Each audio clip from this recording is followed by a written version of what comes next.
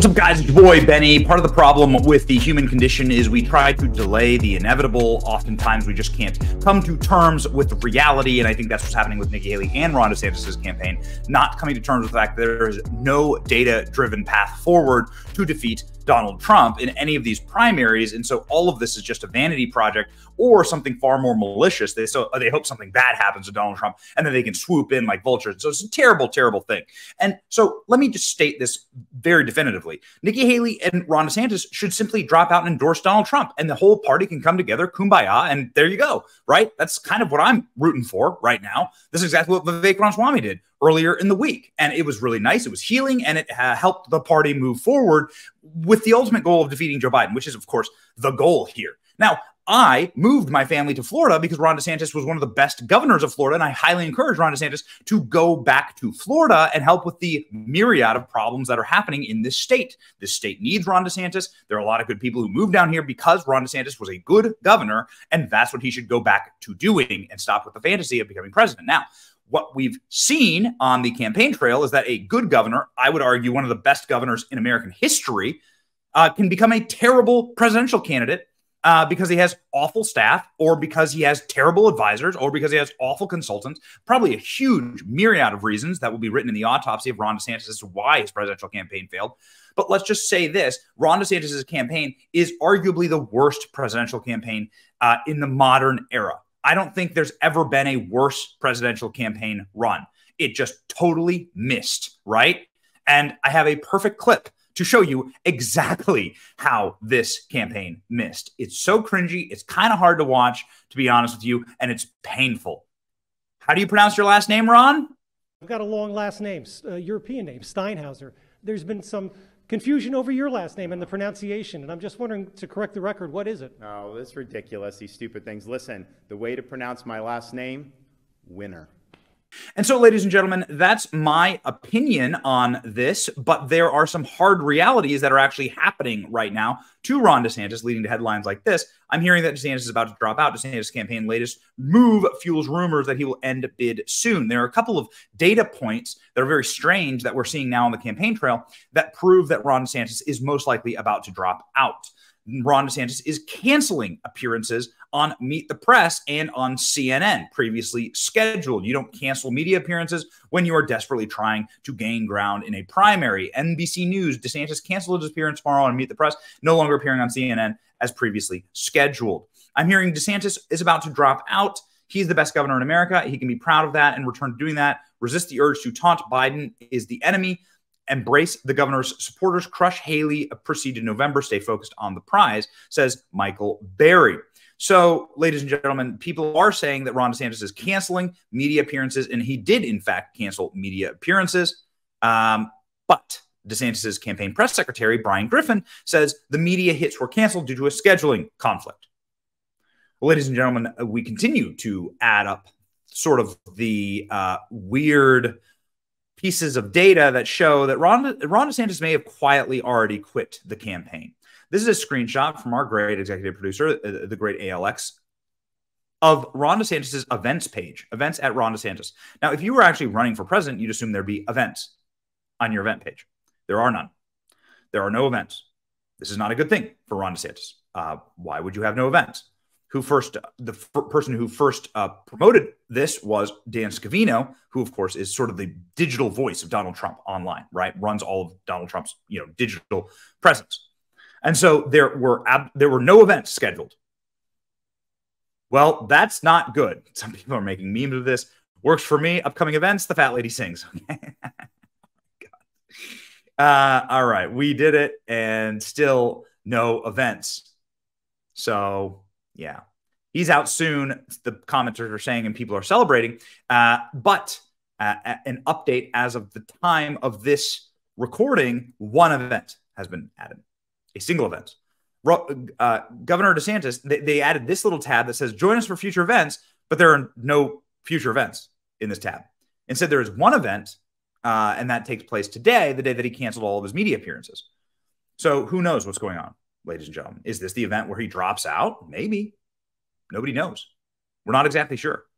Well, ladies and gentlemen, people have been writing about the demise of this campaign for a very long time, canceling all your media appearances and then having no events on your schedule and then having to go at an event in panic isn't a great look.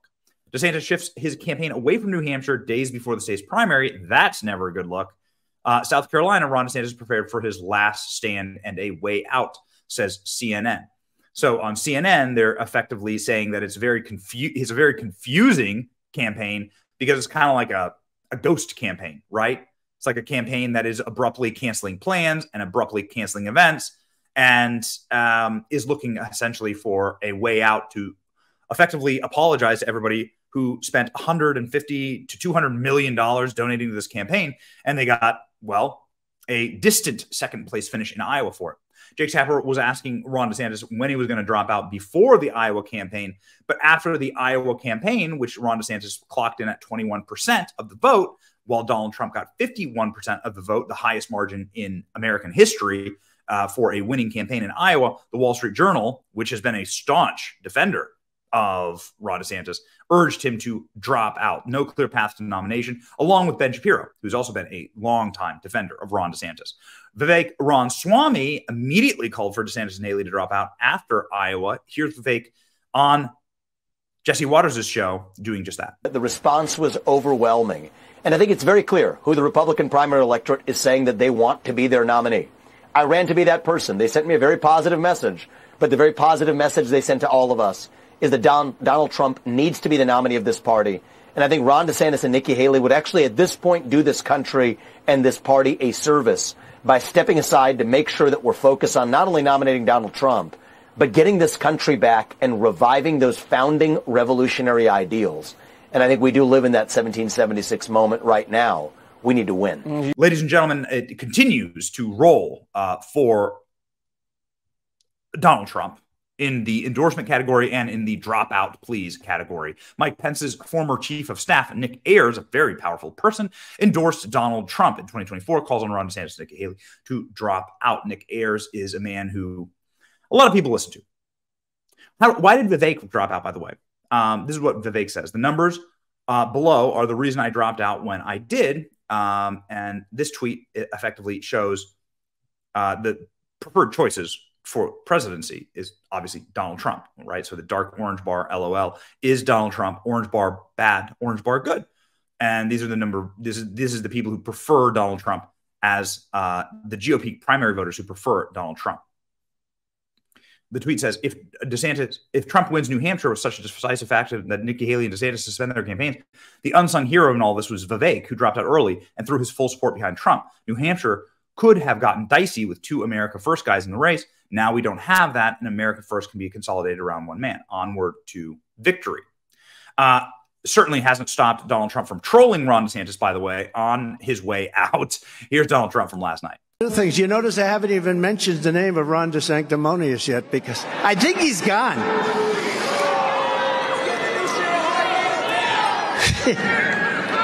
You didn't say that.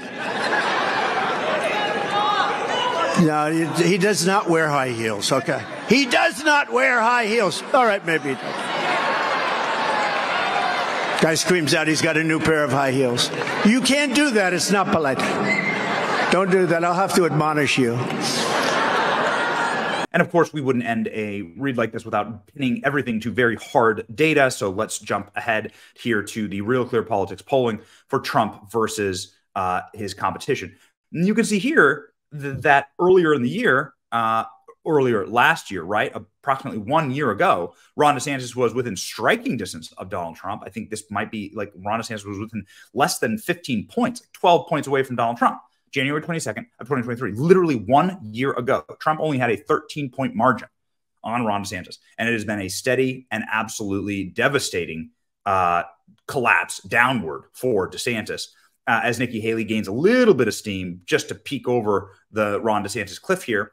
But the cliff looks into the insurmountable vastness of Donald Trump having a 54-point lead on the Republican field right now, as it stands. And you can see, of course, Donald Trump just growing and growing and growing. And we can thank, by the way, Democrats for all this. Secretly, we can thank the Democrats because the Democrats, of course, indicted Donald Trump on all these bullshit charges, went after him, put his supporters in prison, silenced him on social media, and then had the nerve to call all the rest of us fascist. Okay? Yeah. So anyway, this is why you get Trump. This is how you get Trump. These are all the polls, and you can see Donald Trump winning by 50 points in every single poll. Up 50 points, right? So that's the margin is plus 50 points. So Donald Trump on his way to a very dominant performance, maybe the first Republican presidential candidate to win all 50 states in the primary. Let's see it, baby. It's your boy, Benny. Ron DeSantis is out. That's my prediction.